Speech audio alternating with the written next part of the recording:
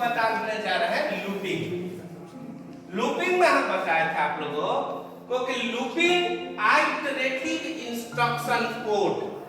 Iterative instruction code means what?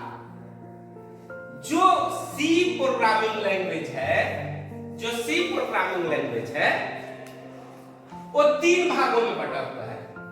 Code के dependent on the coding. Code कैसे लिखेंगे? कितने भागों में बटा हुआ है? 3 भागों में हम कोडिंग कर सकते हैं। पहला भाग को हम क्या कहते हैं, इस पर ज्यादा ध्यान देना है। तो जो बनाता है उसको दे दो, जो यूट्यूब वगैरह बनाता है वो बनाता है चैनल है सर। तो कोडिंग 3 भागों में कर सकते हैं। पहला हम लोगों ने पढ़ा था, क्या पढ़ा था? Line by line. क्या पढ़ा था? Line by line. मतलब अगर हम इसको कोई भी कोड एक लाइन के बाद दूसरा लाइन, तीसरा लाइन, चौथा लाइन, 5वां लाइन पे जा रहा है, ऐसे जा रहा है। और एक हमने पढ़ा था लाइन बाय लाइन तो सब कोड लिखेंगे, लेकिन किसी को छोड़ देगा, किसी को पकड़ लेगा, किसी को छोड़ देगा, माने सिलेक्शन। इसको हम सीक्वेंशियल कहेंगे। क्या कहेंगे? सीक्वेंशियल। इसको हम सिलेक्शन या कंडीशनल कोड कहेंगे। ये सीक्वेंशियल बेस्ड कोड सीक्वेंस पे है। हर एक लाइन, जितने भी हम लोग सिंपल प्रोग्राम बनाए हैं, जोड़ का प्रोग्राम बनाए हैं, area of circle, area of triangle, area of rectangle, आपको बनाए हैं कंपाउंड इंटरेस्ट, सिंपल इंटरेस्ट, महीना वाला, सेंटीमीटर, मीटर टू सेंटीमीटर, ये बहुत सारे प्रोग्राम बनाए हैं। ये सब कैसा प्रोग्राम है? सीक्वेंशियल। सिलेक्शन में हमने क्या बताया आपको? सिलेक्शन बेस्ड या कंडीशन बेस्ड प्रोग्रामिंग में हमने आपको क्या बताया? सिलेक्शन या कंडीशन बेस्ड प्रोग्रामिंग में हमने आपको बताया इफ का प्रोग्राम, इल्स का प्रोग्राम, इफ इल्स का प्रोग्राम, नेस्टेड इफ का प्रोग्राम, इफ इल्स लैडर का प्रोग्राम हम लोगों ने देखा है। आज जो हम शुरू करने वाले हैं उसको कहते हैं आइटरेशन। क्या कहते हैं? आइटरेशन। इसको देखो, यहां से यहां एक आइटरेशन हुआ। कितना आइटरेशन हुआ? ये से ये एक गोल चक्कर लगा लेता है तो क्या कहलाता है? आइटरेशन। और number of iteration is called loop. Number of iteration is called loop. ये आइटरेशन बार बार चलते रहेगा टिल देन गिवन कंडीशन। कब तक? टिल देन गिवन कंडीशन, दिए हुए कंडीशन तक चलते रहेगा। इसीलिए इसका नाम हमने क्या रखा है? यह कहा जाता है लूपिंग कहा जाता है। क्या कहा जाता है? लूपिंग का। लूपिंग में माय डियर 3 लूप अभी हम लोगों को पढ़ना है, फॉर लूप, व्हाइल लूप और डू व्हाइल। हमने पिछला क्लास में फॉर लूप के बारे में पढ़ा था, थोड़ा सा हम लोगों ने जानकारी किया था। लूपिंग क्या होता है? लूपिंग को देखो क्या होता है, लिखा हुआ है लाइन बाय लाइन का कोड, लेकिन यहां से अगर ये चला तो इसको पकड़ लिया, तो अब इसको पकड़ लिया, अभी चलते रहेगा, चलते रहेगा, चलते रहेगा। कब तक? दिए हुए एक कोड के बाद ये ब्रेक करेगा। अगर हम लिख दिए 100 तक, तो 100 के बाद क्या होगा? ये ब्रेक कर जाएगा। तो लाइन बाय लाइन हम चल रहे थे, किसमें? सीक्वेंशियल में। सेलेक्ट कर रहे थे पर्टिकुलर कोड, किसमें? कंडीशन में। अब लूपिंग में क्या है? एकदम चलते रहेगा। कब तक?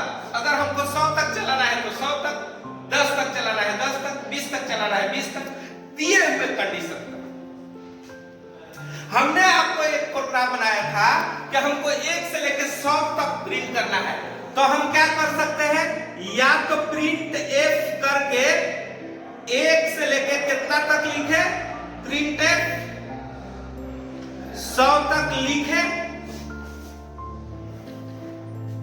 लिख सकते हैं, कर सकते हैं। 1 से लेकर या तो 100 तक हम लिखे,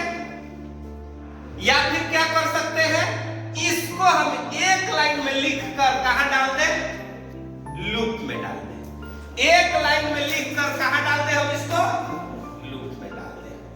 कैसे होगा? जॉन आए थे पिछला क्लास, कहां रह रहे हो?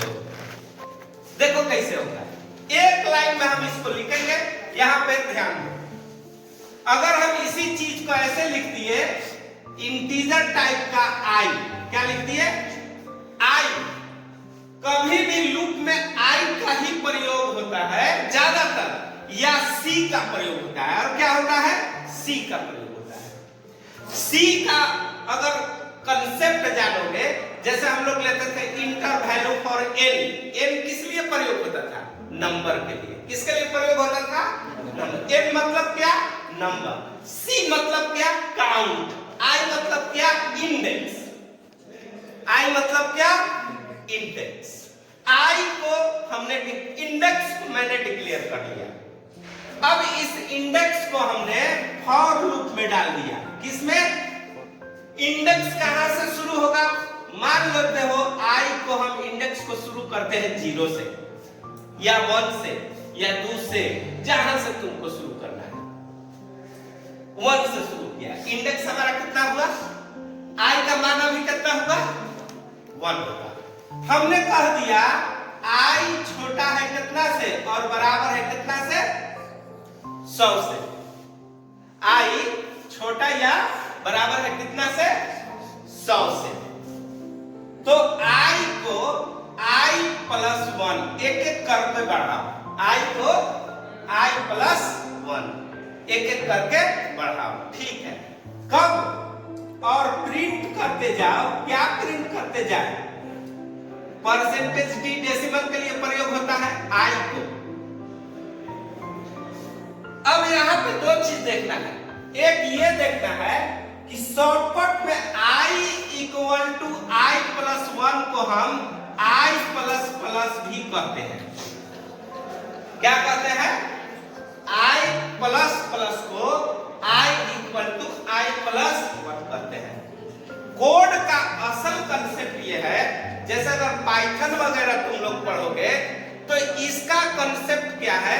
जितना से ज्यादा कोड को रिड्यूस करते हैं। रिड्यूस का मतलब कम करते हैं। जितना कम में हम कोड का प्रयोग करेंगे, कम लाइनों में, उतना ही हमारा क्या है? प्रोग्राम बेहतर है। उतना ही प्रोग्राम हमारा क्या है? अच्छा है। तो कोड को रिड्यूस करने के लिए I equal to I plus 1 में लिखने में ज्यादा टाइम लगेगा ना। अगर हम यहाँ पे आई प्लस प्लस लिख दें तो क्या दिक्कत है? काम वही करेगा तो कम समय लगेगा ना। हम तो जानते हैं कि I equal to I plus 1 होता है, आई प्लस प्लस मतलब। ठीक है।